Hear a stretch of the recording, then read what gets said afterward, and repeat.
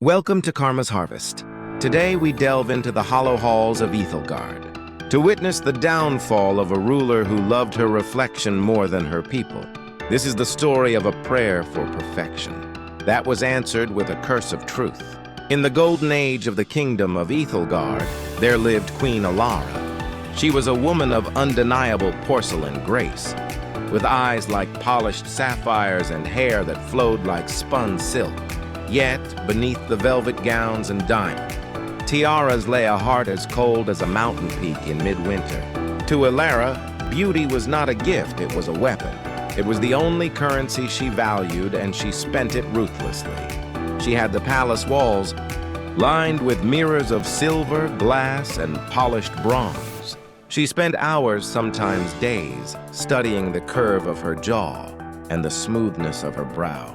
But as the years began to whisper their inevitable passage, a frantic fear took hold of her.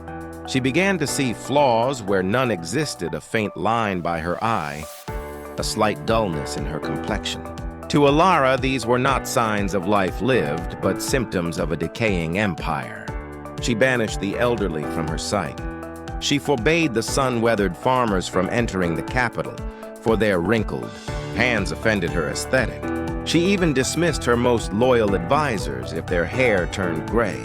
Her vanity had become a tyrant, and the kingdom groaned under the weight of her obsession. One evening, Alara summoned the greatest alchemist in the land, a man rumored to have touched the veil between worlds. "I want a mirror," she demanded, her voice trembling with a desperate hunger. "Not a common glass that shows the rot of time. I want a mirror that filters out the mundane. I want to see only beauty. I want a reflection of pure, unadulterated radiance that will never fade."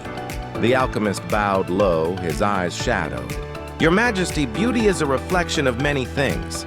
To filter the world is to lose the soul of the image." "I care nothing for souls," she hissed. "I care for the glow. I care for the light. Give me a mirror that shows only the masterpiece I am." The alchemist returned 40 days later, carrying a tall object draped in heavy black velvet. He placed it in the center of the queen's private solar. "This is the mirror of essence," he whispered. "It does not see the skin, the bone, or the dust. It looks past the veil of time to show the purest form of what lies within. To the beautiful, it is a heaven. To the hollow, it is a reckoning." Alara laughed, a sound like breaking glass. She dismissed her guards and stood alone before the veiled mirror. She could feel the power radiating from it, a cold, pulsating energy. With a triumphant flourish, she pulled the velvet away.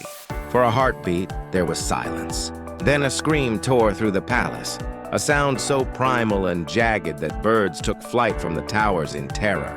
Alara did not see the sapphire eyes or the porcelain skin. The mirror did exactly what she asked. It showed the beauty of her inner self. But because she had nourished only her ego and starved her kindness, there was no beauty to be found. What stared back at her was a creature of nightmare. It was a twisted gray entity with elongated spider-like fingers, the hands that had grasped for power and pushed away the suffering.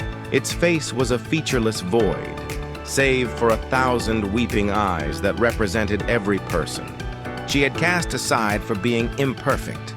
Its skin was not silk, but a translucent, rotting membrane, through which her greed and envy pulsed like black bile.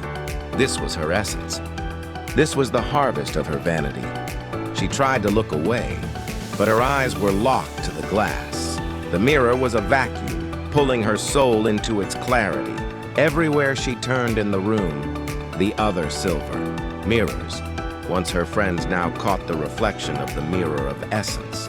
The palace was no longer a hall of beauty, it was a hall of horrors. She saw her true self multiplied 1,000 times, a grotesque army of her own making.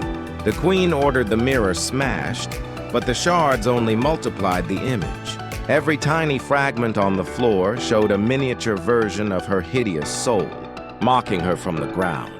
She realized then that the alchemist had given her exactly what she deserved, a reflection that would never age. Because rot has no need for time.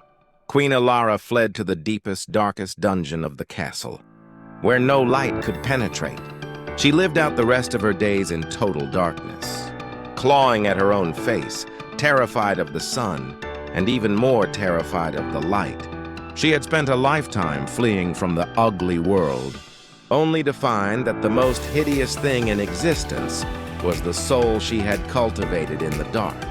In the end, Ethelgard flourished again under a new rule, but the legend of the Vain Queen remained.